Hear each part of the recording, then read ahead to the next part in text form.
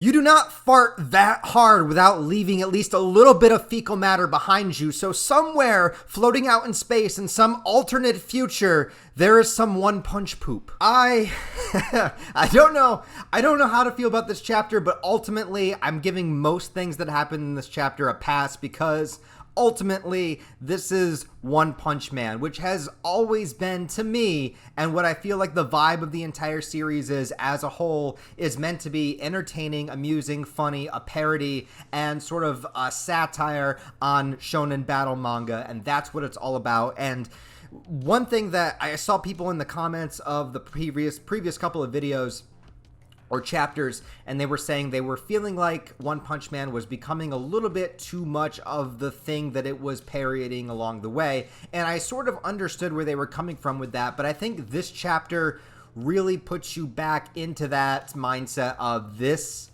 is not your standard battle manga, this is One Punch Man, and it completely exemplifies that. And so with a lot of the stuff that happens in this chapter, in a regular manga, I probably would have more issues with it, but the fact that it's One Punch Man, I really give it a pass. I give it a pass a lot more than I would like another manga whose tone has been absolutely serious or, you know, in one particular direction the entire way, whereas One Punch Man is sort of all over the place with its humor, with its action, its intensity, its characters, you know, just in the very fact that it has dozens and dozens and dozens of characters. It is a manga that's as crazy as that can possibly be. So this is pretty much what I'm assuming, because I don't really know how you go bigger than this, really. So I'm assuming this is the final climactic moment with all of the fighting that will ever happen between Saitama and Garu, at least, you know, in this arc or this conclusion of this sort of epic storyline that has been going on for God, how many chapters now? This has been going on for so long.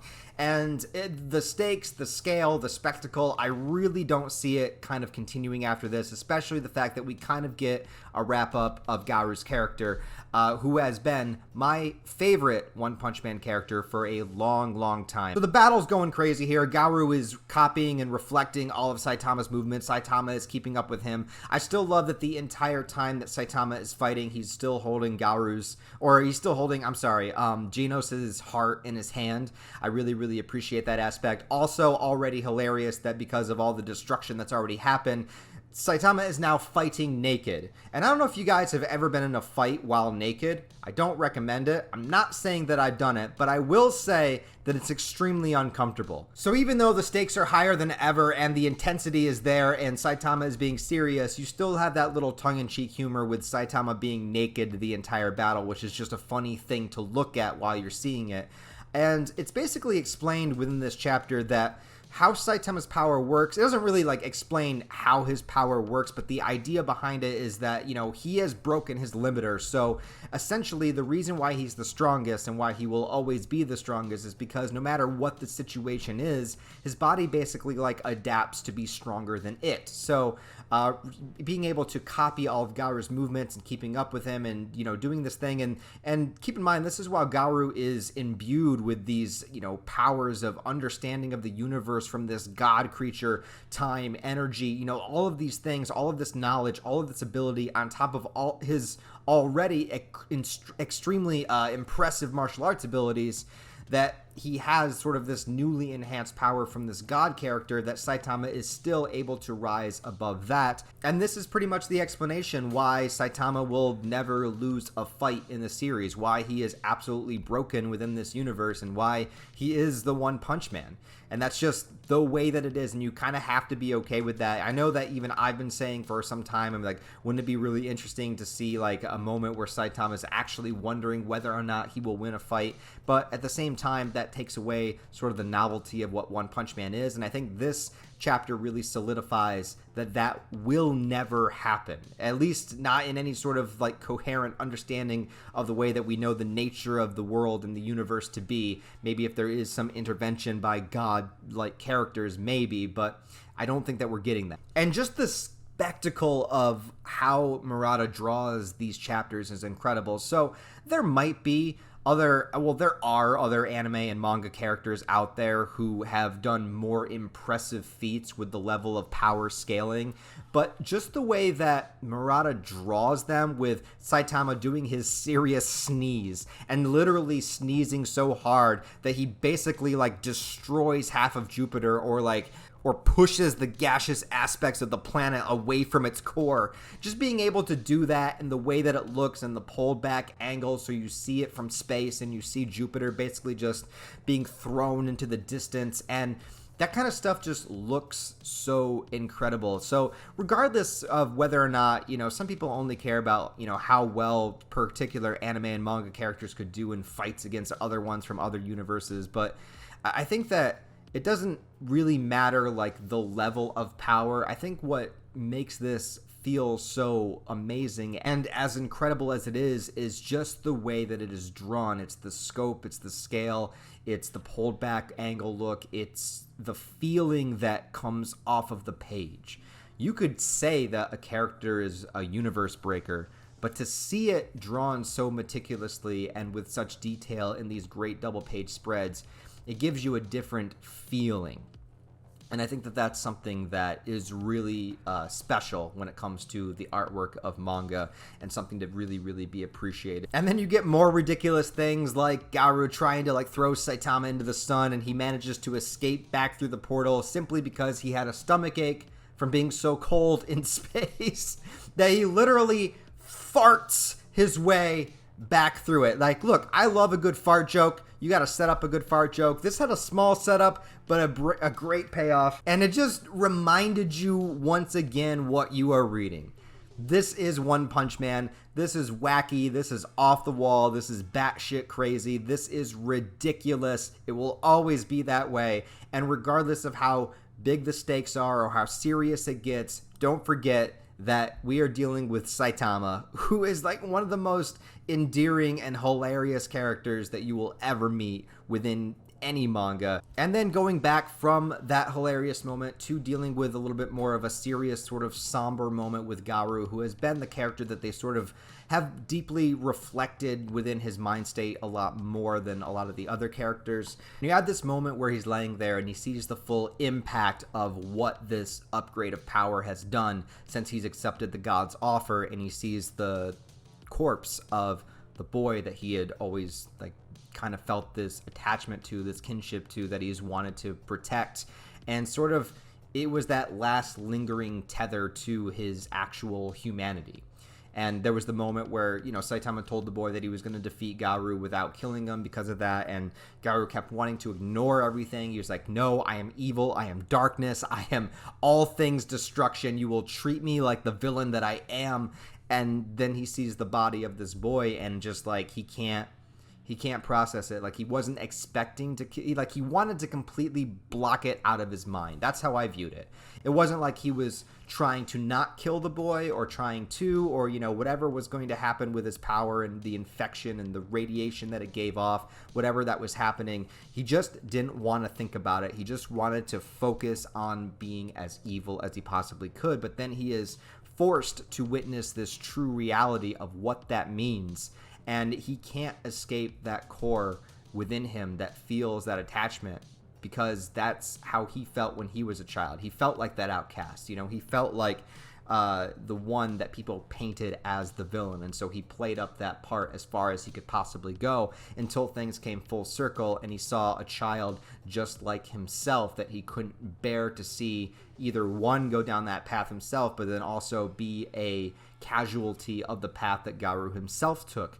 So, this is sort of the moment where he concedes to Saitama, and it's an interesting wrap up to his character, even though it's not, because here's the thing. Here's where you're going to get that confliction, I think, in between the readers. I think that this is where it's going to come down to, is that in order to fix this, to make reparations for this, in order to sort of make that ultimate sacrifice to make this okay, Garou uses his expanded knowledge of the universe and energy and everything that he was given to do a technique that he'd never tried, that he knew Saitama would be able to copy and outdo, which is essentially time travel.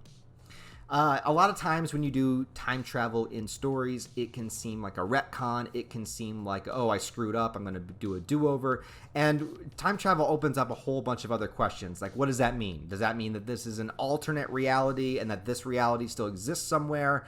When they go back in time, Saitama does fuse into his past body. So does that mean that he went back in time, or does that mean that time went back in around himself? Like, there's usually two versions of time travel. There's usually the version where you go back in time and your previous self still exists there, or there's the version where you go back in time and you're in your younger body. Saitama does both. He goes back in time, he is there, but so is his younger self, but then they merge into the same body. But does that mean that the future that existed here, but then I you know, on all these questions exist, but then I remember this is One Punch Man, and I'm not going to take it that seriously, and I'm not going to look into it that deeply. I'm just going to accept it on the surface level for what it is, and that is that Saitama went back in time by Garou sacrificing himself to do so, inadvertently the most evil person in One Punch Man, being the hero that essentially saved everybody from himself by allowing Saitama to do that. So, yes, Saitama goes back into the past, punches out Garou, because at this point his level of strength has exceeded that moment so much that one punch is all it took, right? Which is funny because Garou actually was able to take dozens and dozens and dozens of punches. But, you know, now that he has done that, Garou has inadvertently saved the world, but nobody will ever know about it, except for, I guess, Saitama, and that's assuming for some reason, you know, he doesn't start to lose memory of what happened because he's in a different timeline now. It also means that technically Genos did die and did not come back, but so people were saying he's not really dead, or they're going to use the cord to bring him back. So that's not true. He was actually dead. But now that there's time travel, Genos is still alive. So so the ramifications of Genos dying and what that meant for Saitama and how it pushed him and actually like made him super serious, and he felt the loss, and he like understood the nature of the game that he was playing and the level that they were playing on. All that still matters, but he gets to have Genos be alive also. So like I said, in any other series, that would kind of bother me. Also, this past version of Garou isn't going to even be aware of the sacrifice that he made, or is he? I don't know, man. So who knows how that will wind up. But I think that I'm going to give it a pass myself. I just feel like if any series can do this and get away with it, it's this one. Also, it'll be interesting to see where it goes moving forward, because essentially now, other than the God character, everything seems to be handled here. Like, the main monsters were defeated. If Garou is defeated now, then that doesn't really leave anything else other than this God in the sky. So that'll either be the setup for the next arc, or this could go even crazier and we could just continue this. Yeah, so I don't know, man, but let me know what you guys think about it down in the comments, because I'm sure there's going to be a lot of confliction between fans, because I can understand both points of view. I can understand people like me that give it a pass because it's One Punch Man, but I could definitely see other people that want to be able to take it a little bit more seriously, that feel a little jaded by the time travel thing because it might take away some of the stuff that happened afterwards. So I don't know how you guys feel about it, but that's where I'm at right now, at least after just initially reading it. Maybe once I think about it more, maybe I'll like it more or less, but right now I'm just at a point where I'm like, it's okay. It brings up a whole shit ton of questions, but for the most part, I'm just going to ignore it and enjoy what we got. But I would like you guys to let me know what you think down below, so please leave all your comments and theories about everything that happened in this chapter. What did you think? What did you like? What did you not like? Did you like the conclusion of our regular timeline Garou's arc? What do you think about it? Let me know all that down below. Also, guys, if you enjoyed this video, please give it a thumbs up and a comment, because it will help me in the algorithm. All interaction with the video is helpful, so anything you can do to help kind of push it, I would really, really be appreciative. Also, I am trying to reach 100,000 subscribers by the end of the year, so if you would like to help me get there, just go ahead and click the subscribe button. And if you want to help the channel on that deeper level too, I have a Patreon, merch store, and all those social media links in the description below. Other than that, guys, hope you have a wonderful rest of your day, and I'll talk to you next time.